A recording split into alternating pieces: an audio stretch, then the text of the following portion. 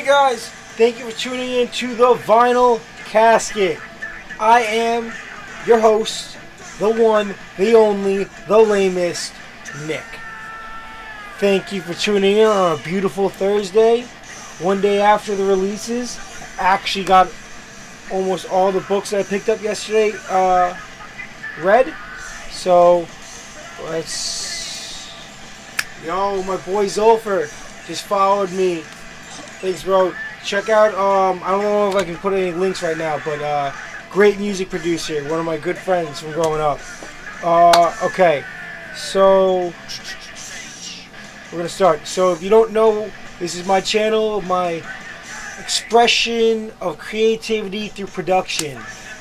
I try to post all these. They're saved on Twitch for a couple days, and I try to post them on YouTube. I think I have 4 up right now. This will be 5 and 6 that I will be putting up soon. Every week we try to do a review of my polls. So we got a couple books today. We're going to start off with a low-key heat seeker.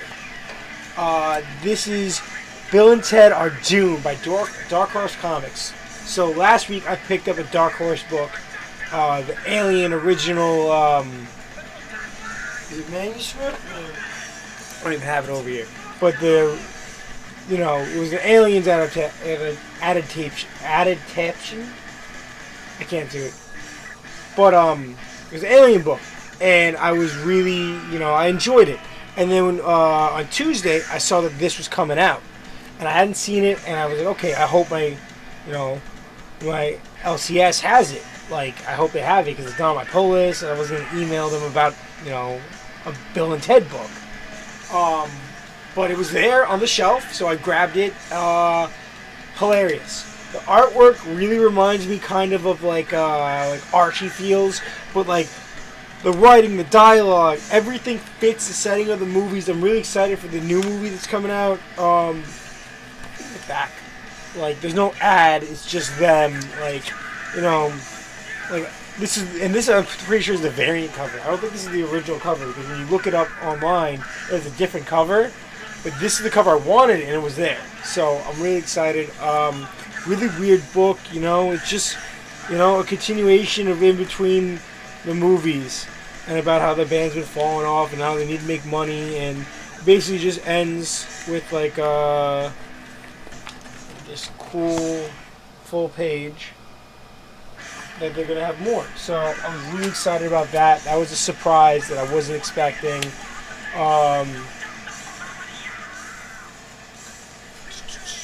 We're going to start with Marvel.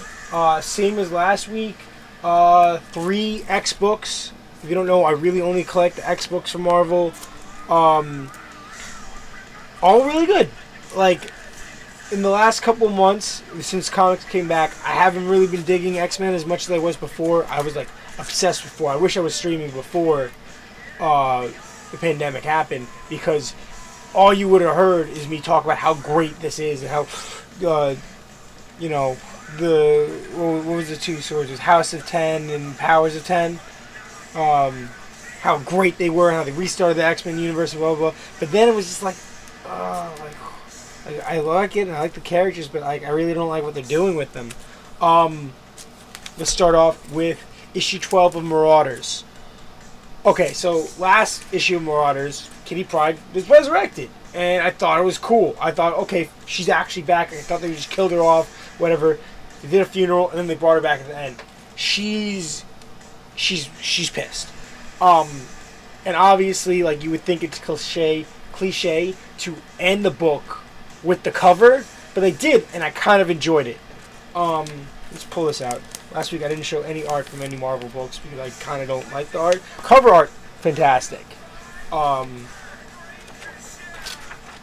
know it's super digital, but it's just a good, they brought her back to life. They had a party for her. Sebastian Shaw is being a pain in the butt, welcome back. This is a nice splash page. Everyone's there, and Sebastian Shaw is all, she's hanging out with Magic, and then he's there hovering. He doesn't know that she knows that he killed her. But Magic gets her out of there,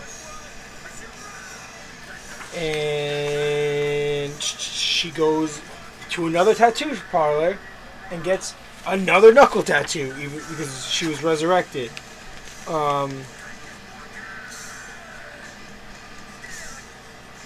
You know, I love how they write Kitty Pryde. I was really upset she was fueling this book, like fueling this title.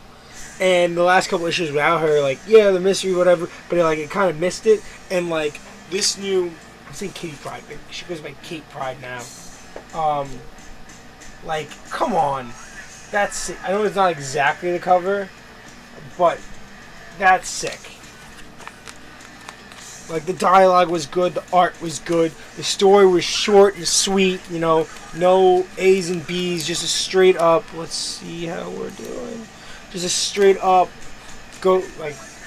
straightforward. I was really excited about that. Yeah, highly like this title. Collected edition is going to be great. This is going to be, that was a great issue. I can't wait for the next one. Okay, we're going to do... Let's do the one I like the least. X-Force. So, I want to show this. I got different vibes from the cover than what I was actually... when I saw the cover, I got excited. Because you have, like, the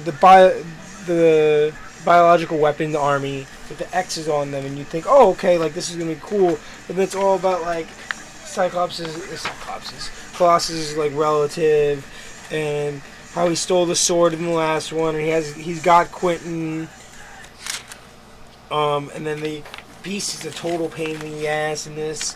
He forces them to bring Colossus in custody to question him about this relative, and he's got all of Krakoa there to, like, shame walk him. And all you do, this is my favorite panel in the whole book, is Wolverine just punch him right in the gut, and then yelling at everyone to get away. But they have Xavier's sword, and it ends... Well, they also capture Omega Red, which is weird because Omega Red was just in Wolverine as a vampire, so now he's back on the island. Like, he's just being used to play with Wolverine. I don't understand. But a couple weeks ago, earlier in the month, last month, there was this cover of X-Force with Colossus and Omega Red, and they weren't in the issue. And now here they are. So I feel like those covers were mixed up, because this would have been the cover that you wanted them in. This is how the book ends, with them about the question. I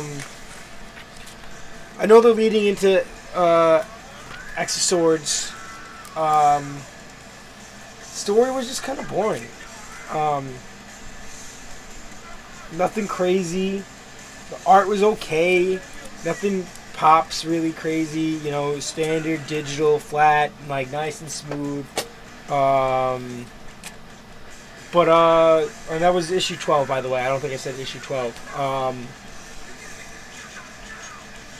Okay, so we have issue 3 of X Factor. I, unlike a lot of people, really like this book. It's zany, it's weird, it's cartoony, it's different, it's not like... It kind of takes what other X Factor books have done and is doing it in a way I'm enjoying. Maybe it's for younger people like me, but I really enjoy it. I know I was watching Gem Mint on YouTube's review, and how he doesn't really like X Factor. Every week he says he doesn't really like the series. I really like this. I know a lot of people like the first book and didn't like the second book and don't like this, and I like this. And I like the cover. I like art. I like the costumes. I like everything about this. Just some noise in the background. But yeah, they find out that the murdered mutant is someone that from X Academy, which is awesome, and they reveal a WWE style Shatterstar. In the ring, covered in blood, talking in code because he, being followed by all these cameras because he's the most subscribed, mutant in the planet. They're talking about everything, and they gotta get Um, what's her mutant name? I know her name's Sophia. Is it?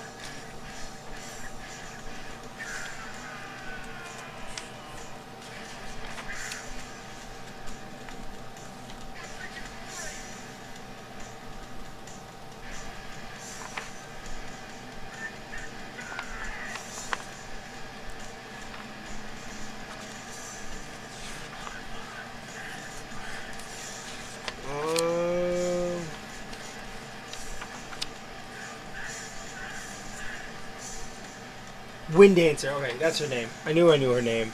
But yeah, Prodigy's all upset about it, and Shatterstar's there, and they're talking about all this stuff, and then like her body's there, and they're gonna do an autopsy on her live, and they were like, oh, secret code, so they get her out of there.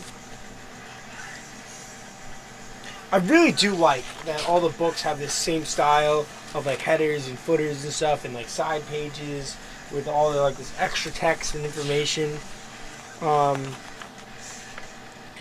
do really like this, and how they all have the same filler pages and everything's connected and it feels like a theme.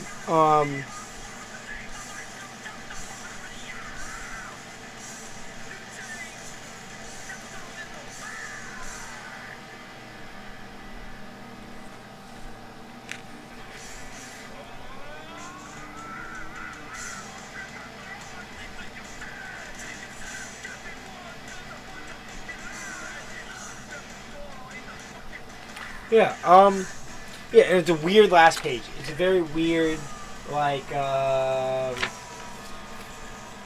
don't know. It's foreshadowing, I guess. Very strange. I did enjoy this book though. I did enjoy all the books. I did think X-Force was a little lackluster, a little low on the totem pole, in my opinion. But I did enjoy them. Marauders is probably my favorite because of the story. They all had, straight up stories. Like only one, like well, actually no. X Factor had the stuff over in at their base with Aora. So that was cool. But besides that, the other two books were straightforward. That's what happens. Blah blah blah blah. Okay. DC time. Okay, we're gonna go with least favorite. We're gonna go issue 74 of Nightwing. Nightwing's gonna return. He's back. Dicky Boy's gone. Dicky Boy is gone. And this answered for me a lot of questions that I had in the previous issues of the Collateral Damage from Joker War, between the Batgirl title, the Red Hood title, like where they fell into place. This kind of put some pieces together. So this is after the two Batgirl issues, after the last Nightwing, and right after it's right after the first Nightwing and right after the first Red Hood, but it's like there's time in between the ending of the first Nightwing and then the second what's it called? The second Batgirl. I think first Batgirl leads up into Nightwing, then at the end of Nightwing it goes into Red Hood. Like right before the end of Nightwing goes into Red Hood. Then this meets up at the end of Red Hood and the start of this intersect. It's just weird. It's really weird because the end of Nightwing, the first Nightwing in Collateral Damage, is the beginning of this. But Red Hood ends right before, like there's a big fight with Dicky Boy, and then he meets, and that all intersects when these two meets is where that ends. So like there's like a time gap at the end of the first Nightwing and the begin. It's just weird how they're doing this. I hope eventually they like explain to us the timeline. But I did enjoy the book. Covers for Nightwing are weird. The art style is a little iffy. I do like it. I'm gonna continue reading the book. Action was there. The Joker's funny. Drake, they're calling him Drake, even though he's wearing Robin costume, and that ties into Young Justice. The last issue of Young Justice, he's no longer, he's Robin again, but they're calling him Drake, even though he's in the Robin costume. So that this book did a lot of weird connecting, and it brought everybody together, a lot of fight, a lot of psychological stuff. They can, death in the family and killing Joke is referenced a lot in this book. Batgirl just loves to drop in and just nail people in the face with her boots, and I love it. I think it's freaking awesome. Anything else besides, so they break the mind control that the Talons did to him when he first got shot, and then finally the whole Bat family's together and they're ready to go after Joker. So I don't know. I know the collateral damage tie-ins are all wrapping into each other and kind of setting themselves together as this happens there and this happens that. But I'm so confused on when the detective books and Batman's main title fall in with collateral damage, because they're like, hey, it's so weird what they're doing. But I did enjoy it. I do suggest reading all the Joker War tie-ins, because I think they're very creative and they're very good. This could have been my pick of the week, but it isn't. And if you know who I am, the last book, will not be a surprise.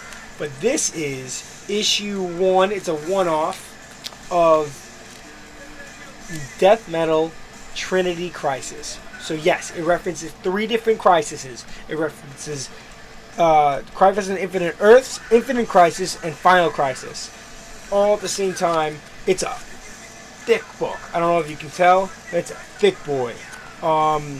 Cover's awesome. Artwork here, top notch for Death Metal. Right here, boom. Great, probably one of the best Death Metal splashes you get. Talking about crises and how, explaining the importances and what they're perceived as and how they needed to be perceived. Again, more talk about Endless Winter in the ads. So before we just said Endless Winter was nothing, and now there's Wonder Woman. So I guess it's a Wonder Woman event. Maybe I'm not going to spin it. Jarro plays a major role in this. How they're going to break into Castle Black. This isn't Game of Thrones. Castle Black. I said it again. It's Castle Bat. They're going to break into Castle Bat. And then they get there and they can't, so they're going to use Swamp Thing to go underneath. I love all these different Bat version villains, like the Grim Knight and Warbat, which is Mongol, and then you got Mindhunter, which is a telepathic Batman Manhunter, and then you got Batmazo and all sorts of weird stuff going on. And there's the drawings of how, I love this version of, Superman with the anti-life equation mixed into him. He just looks badass with the long hair, and, Batman with the spiked biker jacket, trench coat. It's just cool. I like Death Metal. I love Swamp Thing.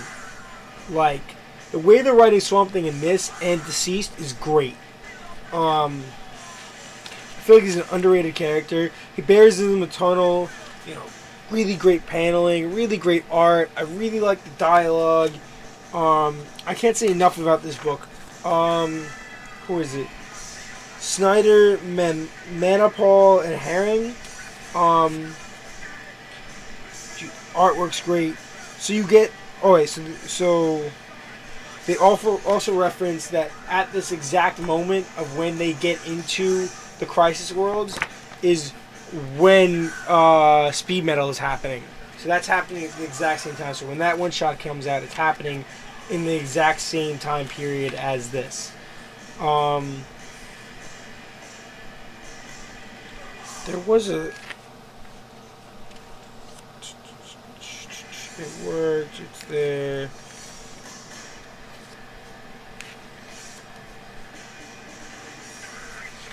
Alright, here we go. So there's a page where they get in, and then there's a bunch of Bat villains like waiting for them on this page, and you have a chemo Arc. Arc is cool. So Arc apparently is a mixture of all the villains of Arkham into one body. The Pearl, which is like a twisted version of Batman's. Yo, my boy Tom, what's up? Tommy Bananas X Churros. Thanks for tuning in, bro. And then you got Black Monday, which is like a Solomon Grundy Batman. That was really cool. Oh, and this girl, Cull. So Cull is a evil twisted version of Batman and Wonder Woman's daughter. Like, that doesn't exist in the main continuity, but it was just cool how they're fighting and they're doing all this crazy stuff to get there, and then they get in and there's Barbados, just chilling there.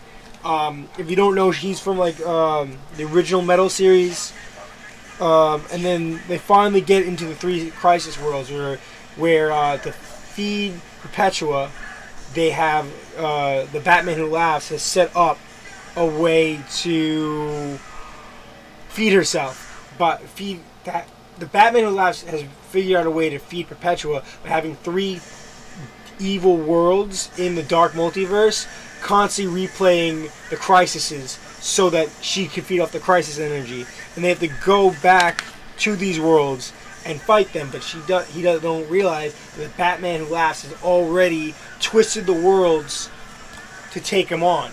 So like he goes back to, this is Crisis on Infinite Earths, and everything's already messed up.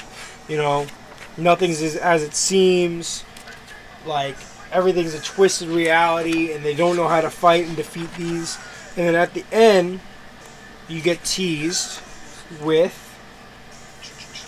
Superboy Prime. So that was a great way to end this issue. So this was a really sick Tom, I'm not good enough at Warzone to play live yet. Not a chance. I'm working on it though. I'm probably going to stream tomorrow. I'm probably going to stream Tony Hawk, the new remake of 1 and 2. Better than Kevin Smith. I wish. I would have a lot of money in a house. And actually successful ideas that make it into movies. Alright, so pick of the week. Final issue that I picked up this week. The Flash. Issue 761. Okay, so this continues everything that's been going on with the Flash books. Really sick cover, a lot of faces on the back, and some sick splash pages. It starts out in the freaking 853rd century with the new Flash and Kid Flash on Mercury, which has like a Flash museum that's the entire world.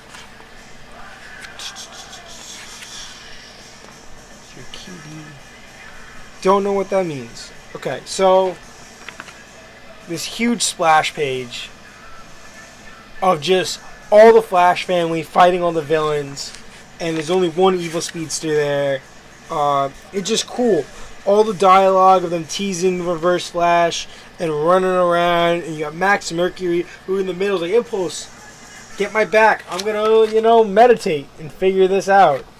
And next thing you know, he's just sitting there meditating while everyone's trying to save him, and then a bunch of more flashes show up. So if you don't know, this is Wally West's kids, and in Flash Forward, he was able to bring them back from being lost in the multiverse, kind of like how they just Barry Allen just brought back Jesse Quick and Max Mercury. So they bring back all these really cool characters. I'm pretty sure they don't mention him again, but I'm pretty sure this is the future version of Wally West. But yeah, they bring back really cool characters, family members. The artwork is just standard for Flash. It's really good.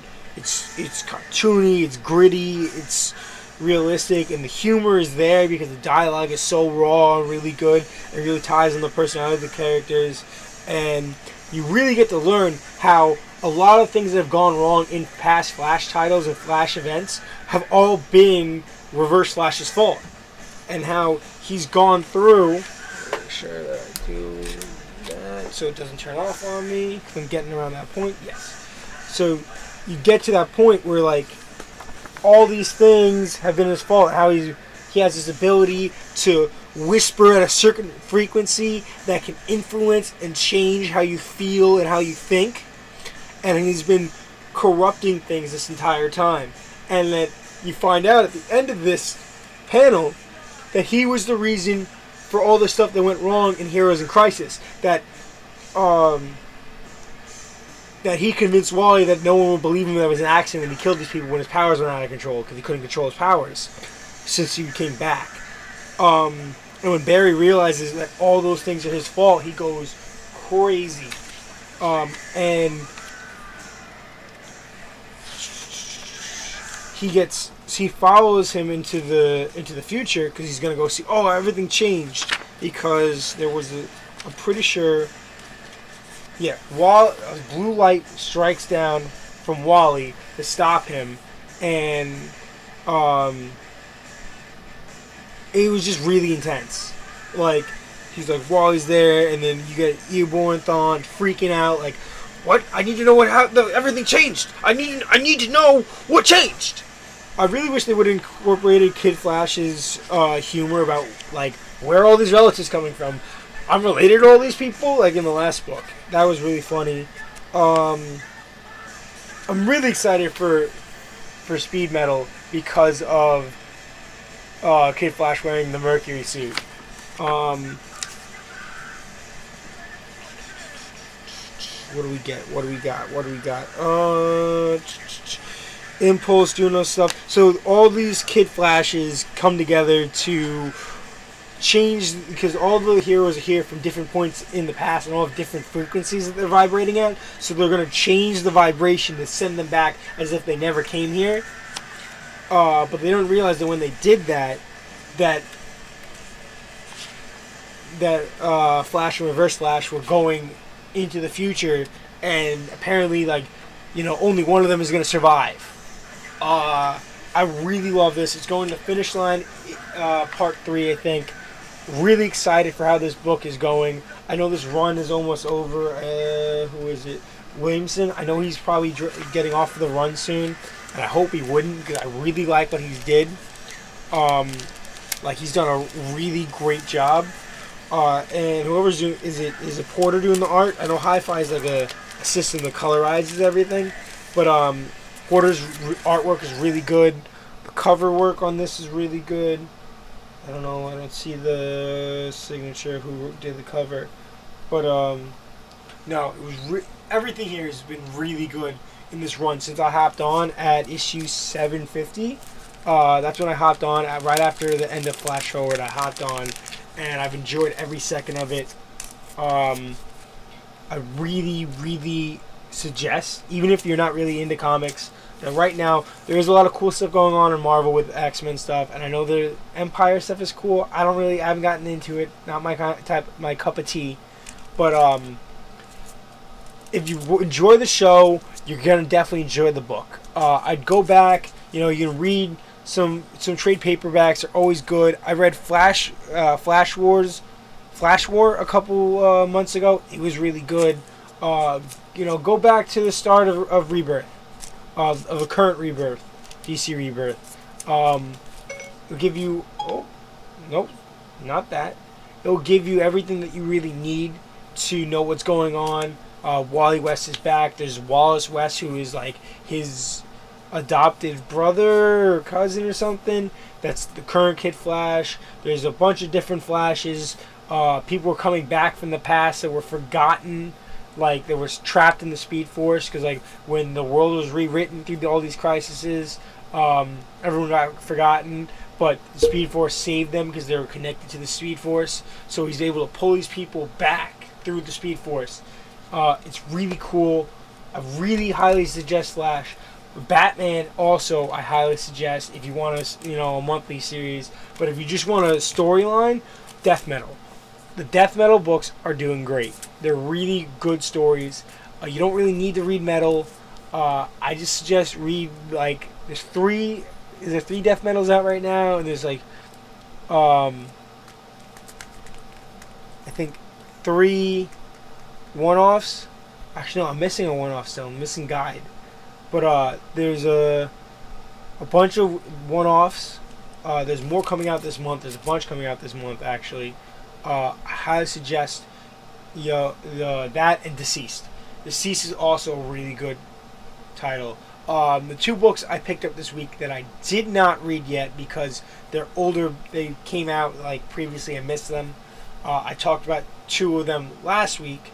Was the Batman The Adventure Continues issue 1 and 2, because I did not get those. I read them online. I did not get them ahead of time because I didn't know they were coming out. But now I have them. I have second printings, which suck. I wish it was first printings, but it is what it is. It works. It does whatever. Thanks to everyone that tuned in, my friends that are commenting in the chat. Really appreciate it. I'm probably gonna hop on tomorrow. I have I'm trying to get pretty good at Warzone. I really suck. Like, I'm just not as good as I used to be at playing COD. But I'm gonna be streaming almost positive tomorrow. That if things go, if I don't have anything else to do, that I'm going to be playing Tony Hawk Pro Skater 1 and 2. I just finished the tutorial. I'm probably going to, play through it a little bit tonight, and then tomorrow I'm going to probably hop on and play for a couple hours. That game's awesome. Till then, this has been The Vinyl Casket. I'm your host, Nick, the lamest of the lamest, the home to the lamest tastes. Thank you. Also check out my Instagram. I'll be posting some vinyls probably this week or next week that I have. Besides that, thank you so much. Until next time, peace the heck out.